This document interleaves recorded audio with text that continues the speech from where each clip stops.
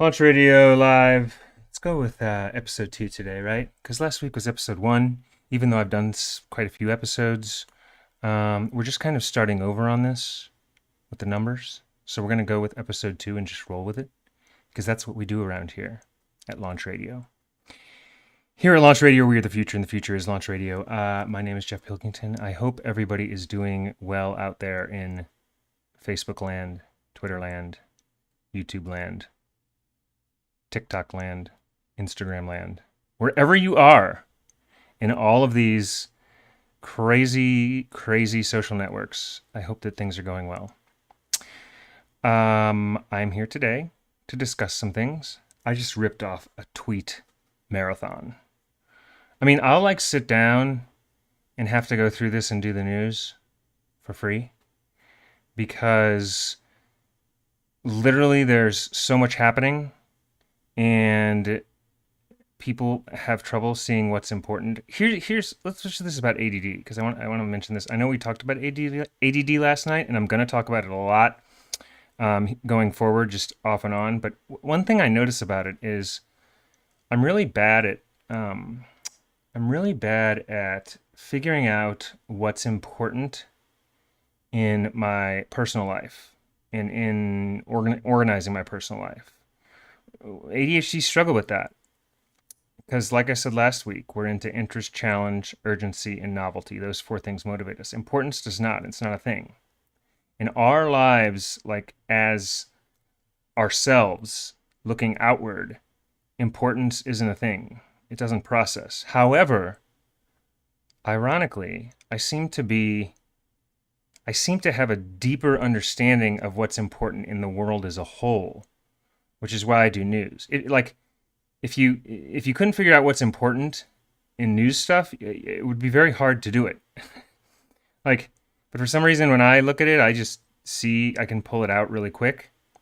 But I can't do that in my personal life at all. It's it's a nightmare. I can't even figure out the calendar, which is so easy for everything else. So I'm reversed. But my importance is in another, I understand importance in a different realm. In one realm, it's the importance is completely lacking, which is, figure that mystery out. I have no idea, but it's just something I noticed. But anyway, I sit down to do the news, and I was going through tweeting, and there's just so much going on. And maybe, during this, when I don't have guests on, I want to start having guests on ASAP. But one thing I notice as I go through is how many people are now starting to, and not that they haven't before, but it's really accelerating, and Musk is pushing it because of Twitter, how many podcasts are now getting going. And how much does, to be quite honest, how much do we talk about this? How much does podcasting, how much is it really a threat to the big media outlets, even to local news? So to the CNNs, to the Fox News, to the MSNBCs, all of those, are podcasts a threat?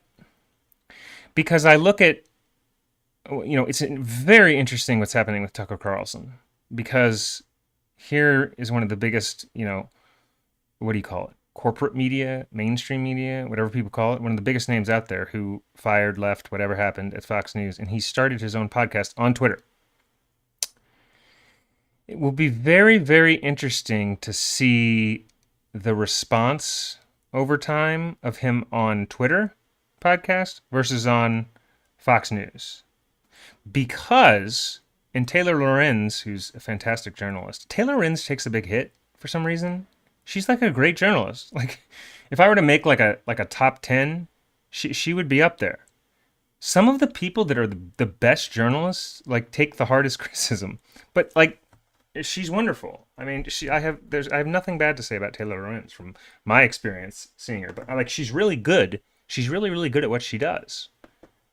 And she tweeted today about Tucker Carlson, and she said, and let me look it on my phone because it's easier that way. And it really struck me what she said. She said, "It's wild to see what a fish out of water he is on the internet. No jump cuts, no background music, no catchy thumbnail or video title. Not sure how he's going to stack up against even an average streamer or YouTuber. That's right. Because he put out this video, and I watched some of it. I mean, I could really sit through the whole thing. No, I mean, it was okay, but without the jump cuts and the flashy stuff that Fox News uses and a lot of media uses now, when you're on your own, you're on your own. And it's much harder. And it'll be interesting how that translates to the podcasting realm. And one thing that I also wanted to say that I'm going to botch his name, but Mehdi Hassan brought up. He also said this on the heels of what Taylor was saying. He said, and Mehdi Hassan is with MSNBC. He's like an anchor there. And he said, what's weird is that he's super rich and he has several weeks to build a home set or get a decent green screen or invest in on-screen graphics, but he just didn't. I don't understand why. I don't understand that either. Because some of us are broke. That would be me. But for people that have a lot of money, why can't you just hire people to do all of the tech stuff, like the sound, the editing? I would have the best editor on planet Earth if I had that kind of money. I mean, editing is really, really important, and you have to be able to do the basics of it. I mean, you have to be able to get on here and talk, which is hard enough for a lot of people. And you have to bring points of view to the table and so on and so forth. But like the tech stuff, the sound, the editing, the lighting, all of that, the stuff that we have here in my home studio here, like you can hire people to do that. So I don't know why, if I had a lot of money, I would just hire people to do that stuff. Now, some people may say, well, I don't want them in the room with me. Well, they don't have to be in the room with you. They can set it up and make it look great, and then they can leave and show you what button to push, and then you do your thing. So maybe that's like a thing that, if I'm ever rich, that I will then, see it from their perspective. But as being not rich, I don't understand. Like that stuff, money can buy the tech stuff. It can't buy your talent or how you talk or the points you bring up. But the tech stuff it can. So it doesn't make sense to me. Maybe people don't want to spend money. I have a money spending problem. Those of us with ADD are terrible with money. I'll go on a ADD tangent here. Money involves planning, and planning is like a total nightmare for us. So it makes money a total nightmare. We're only into what's now. So if I'm paying the bills, I'm just paying the bills, but I'm not looking at how much is in the bank account. I'm just paying the bills. So then 3 days later, when the bank account overdraws, I'm like, oh, okay, well, I didn't think about it, how much money was in the bank when I paid the bills and rent and everything else. So yeah, that's our struggle. But anyway, nice tangent. So yeah, that doesn't make sense to me, how people can afford, or how people with a lot of money can't hire people to do the tech stuff. You can make it really, really great in that realm by simply hiring people. I mean, I don't. Mehdi Hassan is right on with that. Now, so I want to mention that, but it'll be really interesting.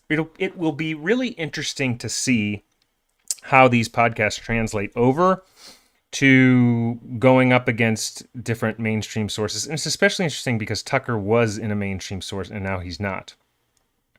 What do I think is going to happen? I don't know yet, because I think that the media as an entity is still important. It's the Twitter problem right now. On Twitter, because Musk kind of got rid of authority with like having, well, except his own authority, but without with having blue checks and such, so you could tell who was with a media organization, whether it's Fox News, CNN, etc. Like now you just have chaos everywhere in who's who and all that. The problem with podcasts is if you have 500,000 people with a podcast, how do you know who's credible? Do you have to sit there and watch 500,000 podcasts? So it may be a problem in that regard, and then it's too spread out. And the people that are already at the top of the podcasting world like haven't made. So I don't know how that's going to translate. I mean, one thing the media builds, and people would argue on this with me, the media that they don't like, whichever side, but it brings credibility because they're an entity.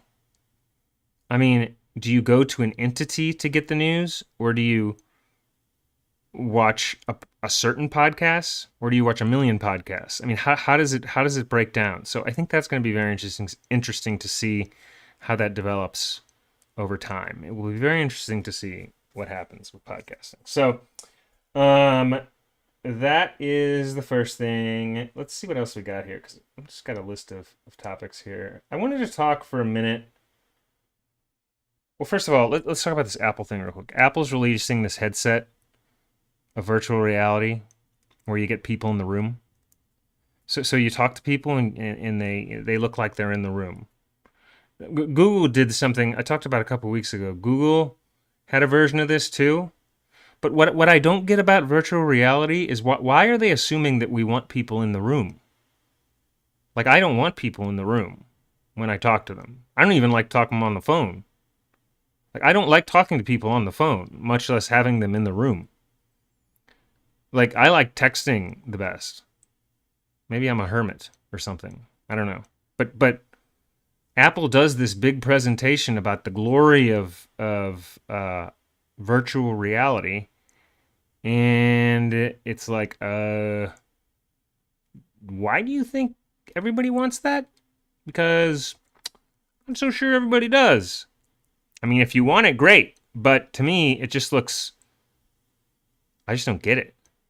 Like, what? Like, why is the assumption that we want somebody seeing us every time we talk to them on the phone? Like, somebody could be in there just out of the shower or in their underwear or something. You know, like, for a business meeting or a Zoom, it's one thing. But I don't understand that assumption. I don't think that they've thought about, like, is that what people want? It's kind of like, they don't always think about, these engineers don't always think about what. It's like when people build a house. They don't always think about what's best for the resident. They're just thinking about the architecture of the house, getting the power hooked up and the water hooked up. They're not thinking about what's best for the resident. And I feel like that's what's happening here with Apple a little bit. Like, it's like, it's cool from like an engineering standpoint and a tech standpoint and a future maybe business meeting standpoint. But is it what people want? Is it like useful? Do people even want that? I don't care. But some people might. But I have a feeling a lot of people don't. So, okay, it's cool. But what if you just want to text somebody or talk on the phone? Why do we have to have them in the room? I mean, did people say this 100 years ago when phones came around? Were people like, well, I can just write a letter to somebody. Why on earth would I hear a voice on the phone? The heck with that. Let's write a letter. I don't know, but it'll be interesting to see how that develops. So that whole thing didn't make sense. One thing about me that you come to learn, and when I'm on Twitter, is most things do not make very much sense to me. It's like I'm living in this world where I'm pretty much puzzled by everything. So, like, I literally walk around confused and trying to understand. It's like the know that I don't know. I don't know anything. So my day today is just confusion. Every day today is confusion. But for some reason, people are interested because I'm confused or something. So that doesn't make any sense. But anyway, the Apple thing didn't make any sense to me. Most doesn't. Okay, now let's get to the next thing that doesn't make any sense. And this is the big topic, okay? Robert F. Kennedy, RFK Jr., who's obviously a Kennedy, is a quote-unquote Democrat who is running for president in 2024. And this is the first time I've seen a Democrat running for president that has almost zero support from Democrats, but all his support is from Republicans. That doesn't make any sense. Well, first of all, okay, let's break this down. Because I've been arguing with everybody, like people on Twitter. See, this is what happens. I get confused, and then people think that they know everything because I'm confused about things, and I'm just trying to answer questions. It's really just a puzzle, all of this. But anyway, so Robert F. Kennedy is a Democrat who all Republicans seem to like. Well, and let's break this down. That's where I was. Okay, so Joe Biden is probably, running again, obviously for his second term. So, first of all, it's kind of a moot point because it's very, very likely Joe Biden, if he runs, will be the candidate on that side. And by the way, I'm like in the past few years, I'm new to politics and media and all of it because I've worked in Hollywood, actor and all that. So like, I don't even know all the terms properly. So people have to like feel free to fill me in anytime because I'm still learning bipartisan and all that stuff. Like it takes a while, folks. It takes a while. Anyway, so you've got this guy, RFK Jr., who's a Kennedy, who has basically no support from Democrats, who's running against Biden, who has all the support from Democrats. Now, I get some don't like Biden, but at least he's currently the president, elected, and of the Democratic Party. Kennedy is running, but all the Republicans like him. And like, for example, like, I mean, this made so little sense that I literally was trying this morning to figure out what this was about. And let me bring it up. Scott Adams tweeted yesterday, listening to RFK Jr. on Spaces, and it's impossible to imagine he won't be the Democrat candidate. He's a monster, a good kind. Well, and I responded, there's close to zero chance RFK Jr. can overtake Biden, given 99.9% of Democrats support Biden over him. So I don't understand how people think that he could be the Democrat candidate, when first of all, it's very likely Biden will run, and second of all, no Democrats seem to like 99% of Democrats don't seem to endorse him. I mean, maybe he just needs to go be a Republican. I mean, this is another thing where I'm like, just what in the heck is going on? Because it looks like the Twilight Zone. You've got a guy who's in one party, who's everything about him he's saying goes with the other party, and they're all, and his party isn't even saying anything, but the other party is loving him, but he's not a member of their party. So he's trying to get the other party, who acknowledges and seems to like him, to vote and elect him to the party that is basically, it's like the lights are out. Because I don't hear, I mean, here's the thing. When I respond and stuff, the Democrats are coming in and liking my tweets and responding and backing me. And they're like, yeah, we don't really like the guy. He's anti-vax, and I've got a lot to say about him in a second. But like, they're like, we don't like the guy. And then Republicans are like, oh, he's gonna win. He's gonna win. You're like, you gotta love this guy. You gotta love this guy. And the Democrats say, we don't really like him. And Republicans are like, oh man, this guy is money. Elon Musk is on there like, yeah. And Jack Dorsey's like, yeah. And I'm sitting there like, what is going on? Like, y'all. Again, it's a just confusion, and I'm trying to sort it out. So I don't see that happening in any regard because his party doesn't like him right now, most of them, and they already have Biden. Even if they didn't have Biden, they don't like him. So maybe if he ran as a Republican, maybe, but it doesn't make sense. There's like this. I mean, in a way, it's kind of a brilliant business strategy by him because he's like, well, my own party doesn't like me, so I'm just going to get the other party to vote for me, and maybe they'll vote me into office because my own party won't. Imagine if imagine if Republicans somehow elected a Democrat because the Democrats' own party wouldn't do it, so he was just like, I'm just going to get all the Republicans to elect me. Like, it's actually kind of a brilliant business strategy, even though I don't know that it's intentional. but you've got, Musk on there all gung ho, and Jack Dorsey. That was a surprise. I don't know what he's saying, but the guy is nuts. He's literally saying that, like, he's speculating that, like, vaccines cause autism and ADD, and I mean, he's just like, that's what did it for me. Above all this other stuff, like, that is just such a high level of incompetence. Anybody who would push that is just, it's automatic no go, because the FDA is rigorous, and they does he think that they haven't gone through this?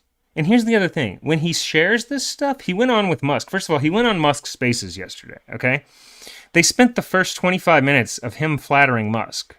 They were like talking about Musk for 25 minutes. And then Musk was like, okay, well, let's ask you about your presidential campaign. Anyway. And he was like, well, anybody got any questions? Like, I was like, well, it must be over. You know? Like, and so then they started asking him questions. I did agree with what he said about China. That was the only thing. He was talking about how we need to, their diplomacy could help. And that's probably the only thing that the people on the right don't like about what he said. I probably liked the only thing that they didn't like. I agreed with him on that. I didn't think he characterized Biden's strategy correctly with China. Pretty much 90% of what he says, I don't agree with. But so that didn't make any sense. And then, they got to the questions, and people asked him questions for a while. I didn't hear them talk about vaccines much, thank God. Because I would have jumped through the screen. I would have like tried to speaker, and I would have asked him. Musk probably wouldn't have let me on. Musk hates me. No, I think Musk. I give Musk a lot of criticism, and I have for a long time. But by the way, I also, when I agree with something, I compliment him and retweet him and let him know I agree with this. And I think he probably appreciates that, to be quite honest. And some people will say, he's not paying attention to you. Oh no, you'd be surprised. So yes, so okay, so none of that made any sense. And then they finally wrapped it up, and then it was like, okay, vote for me as a Democrat, all you Republicans. It was like 65,000 Republicans and Tulsi Gabbard in the room with Musk.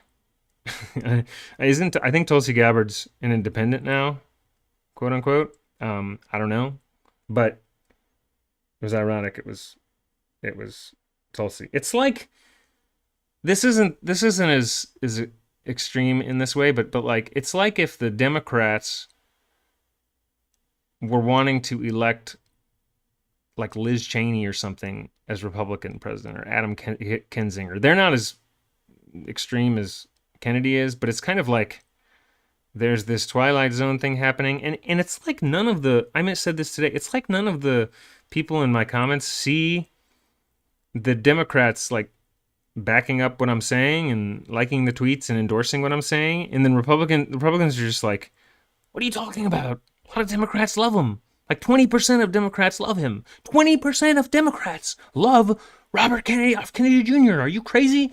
And then I'm like, okay, well, let's see. 300 Democrats have liked or responded to this. Do you see 20% of them? Do you see 20% of them saying, what are you talking about, Jeff? We love RFK Jr.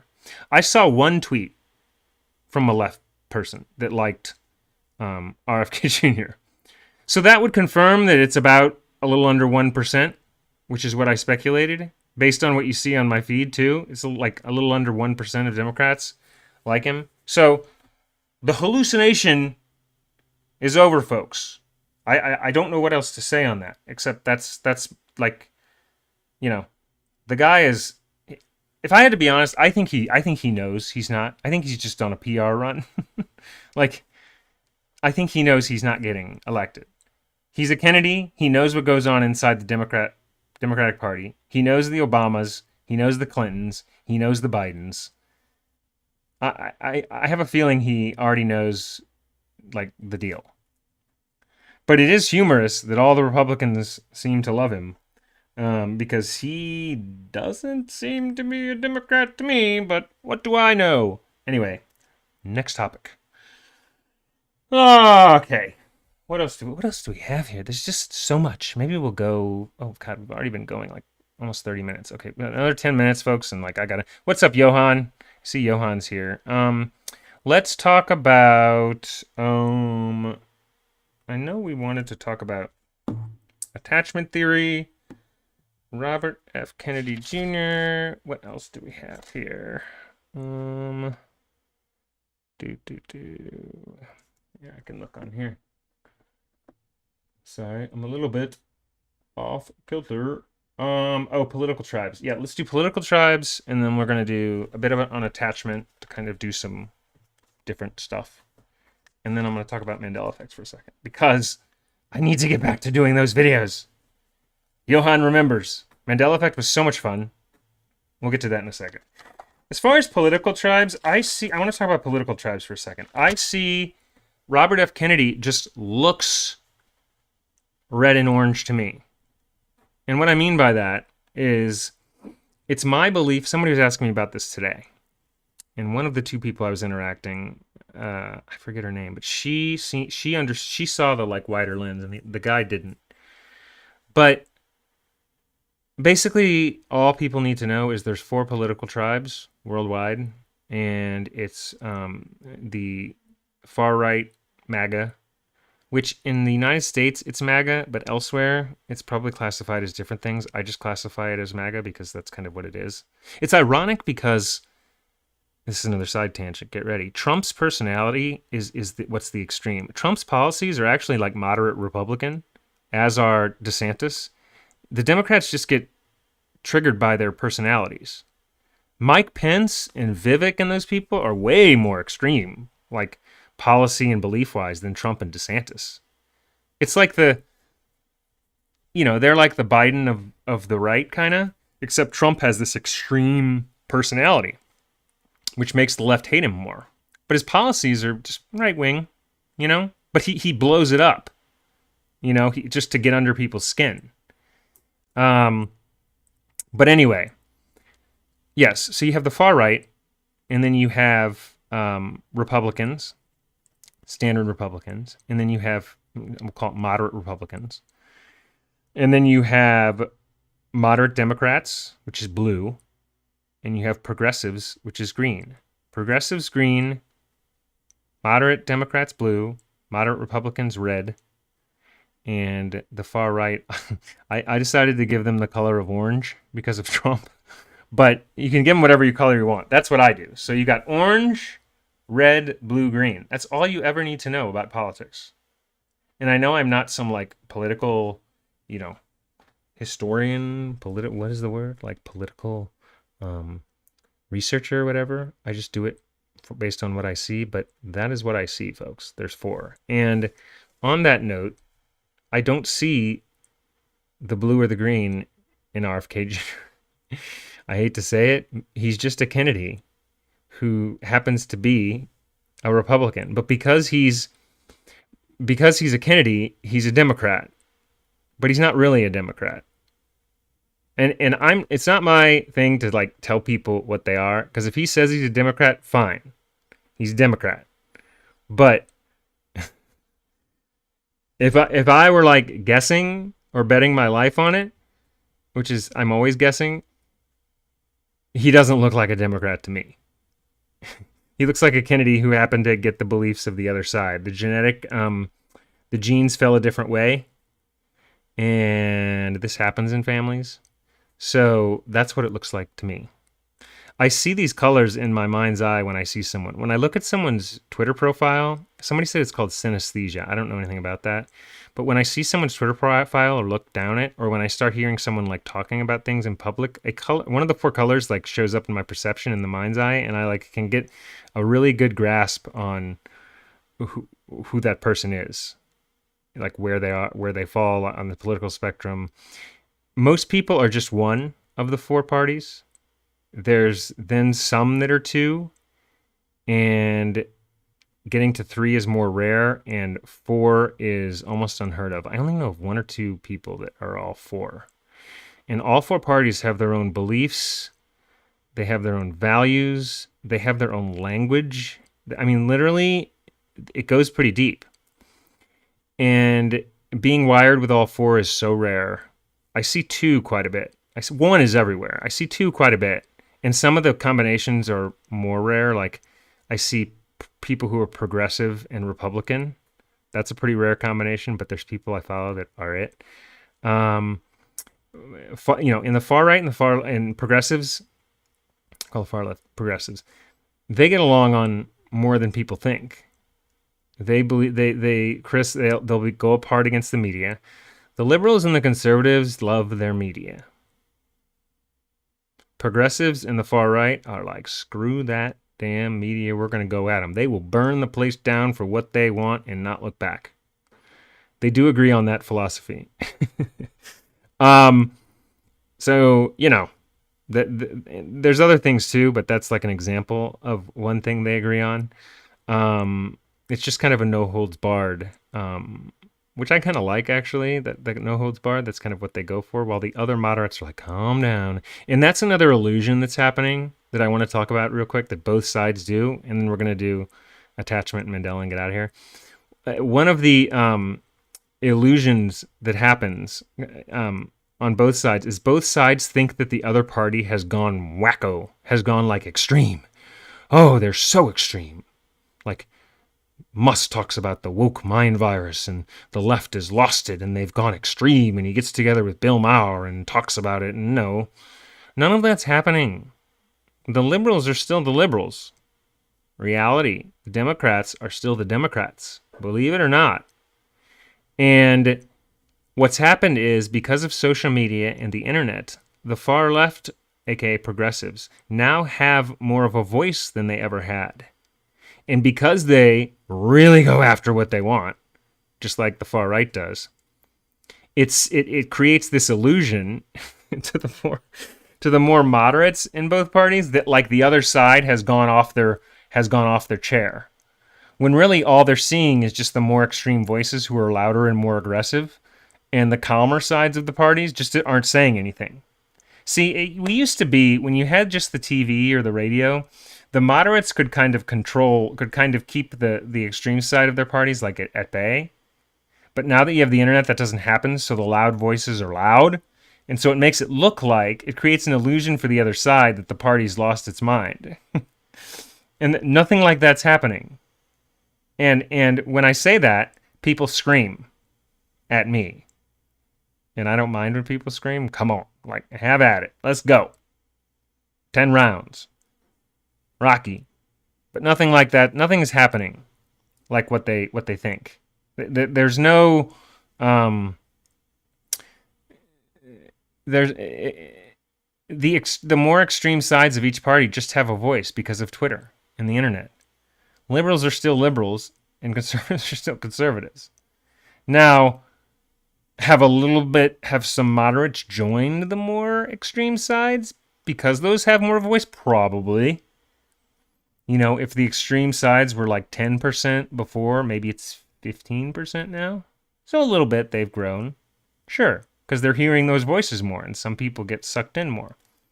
But that's what's happening. So I'm glad that illusion is settled. You all can thank me later. Please be sure to send tips, the tip jar, if I have one. I know I have one on Twitter. I don't know if I have one on YouTube or here anymore. I don't know anything about that. Anyway, so that's that. I wanted to talk about... That's enough politics for the day, because it's just like, it's just kind of exhausting after a while. I mean, I love it, but everybody gets exhausted except for me. I could go all night at this stuff just because I'm crazy like that.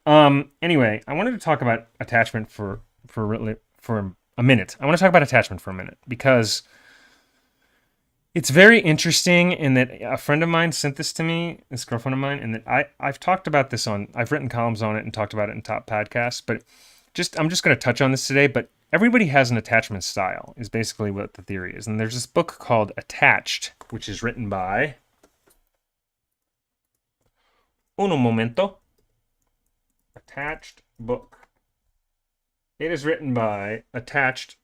The book is written by Amir Levine and Rachel Heller.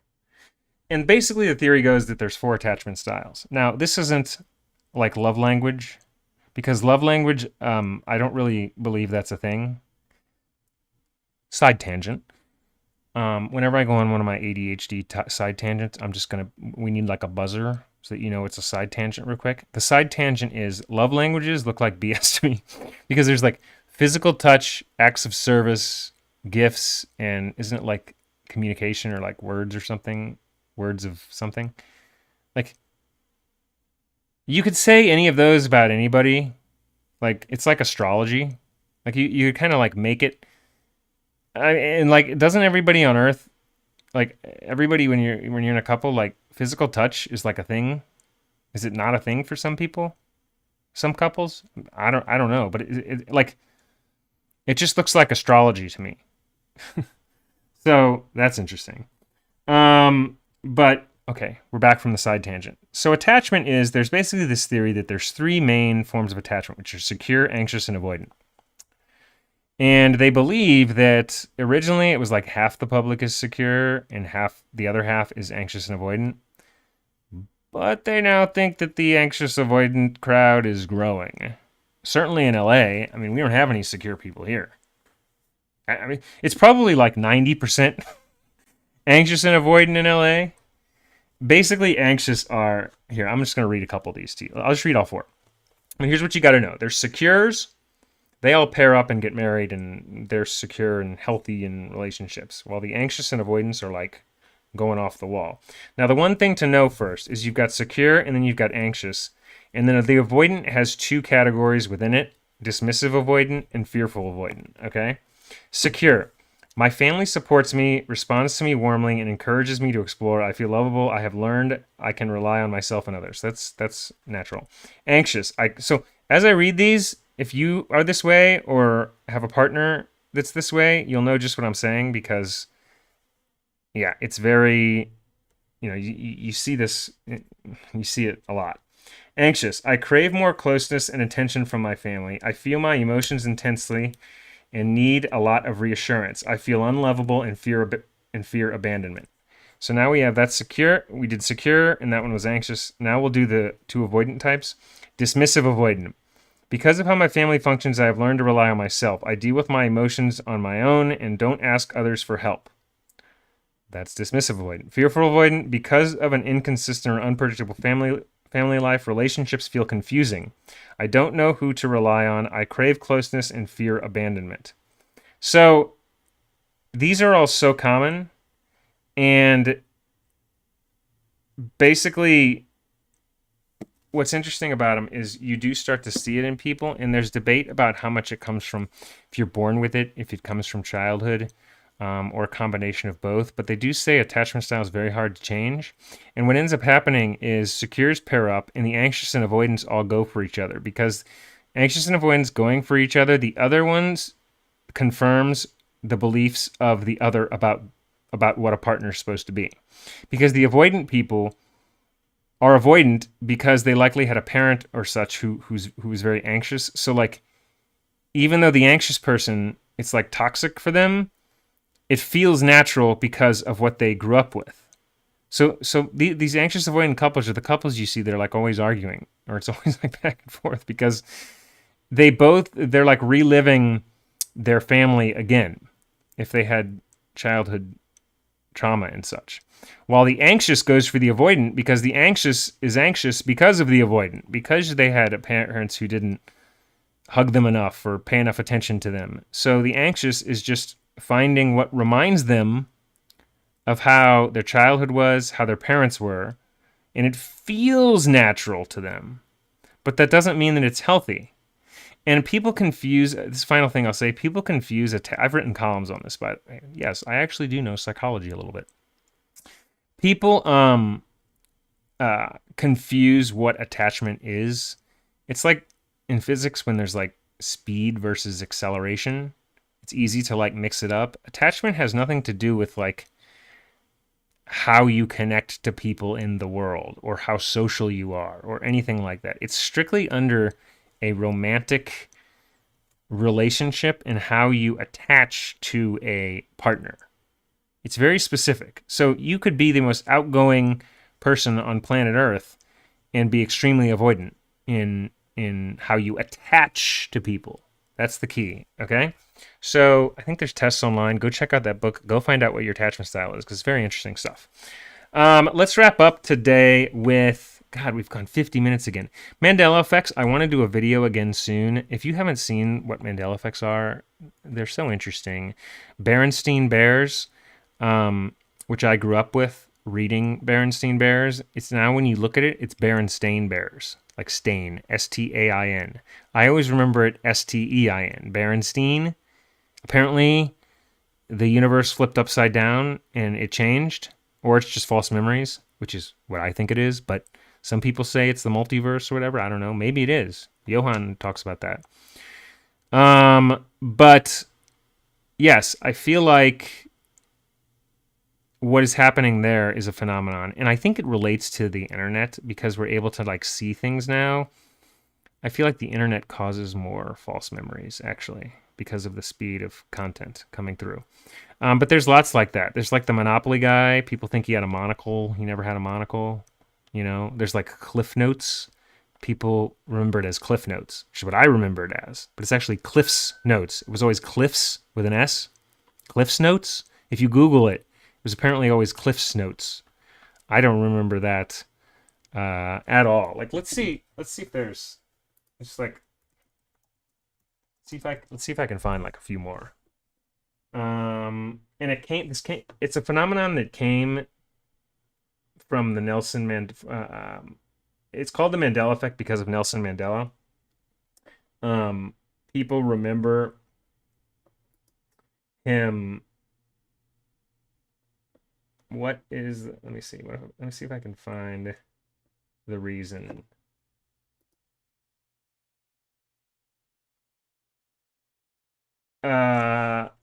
Okay, yeah.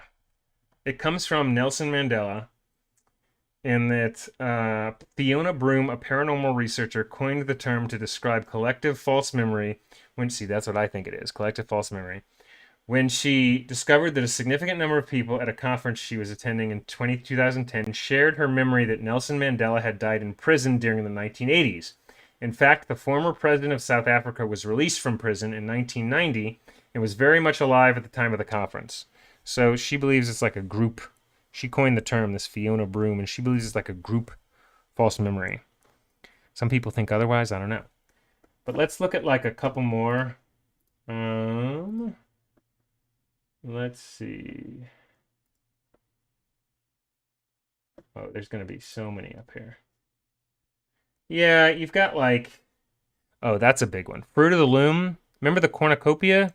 People remember a cornucopia on the Fruit of the Loom logo, as do I, and there was never a cornucopia with fruit in it. Like the underwear Fruit of the Loom, I remember there being a cornucopia. There never was. You're having a false memory or you're in the multiverse. But there's so many like this. Like, you could just go on and on and on and on. Oh, Shaggy from Scooby-Doo. People remember him having an Adam's apple. Shaggy. Never had one. I kind of remember. That is a bit freaky because I remember the Adam's apple. Tony the Tiger had a blue nose. I don't remember that.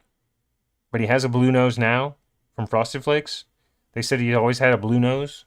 Just looks kind of weird.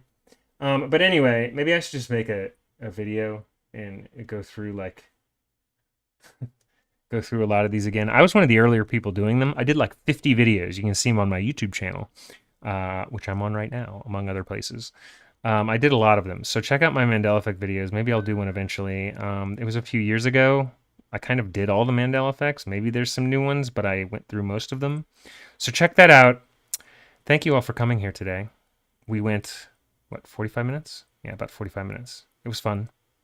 We will do this again next week. I'll get some clips edited and get them up on social media again, just like I did last week. I'm going to try to do 3 clips a week so you can hear them in the days throughout the week.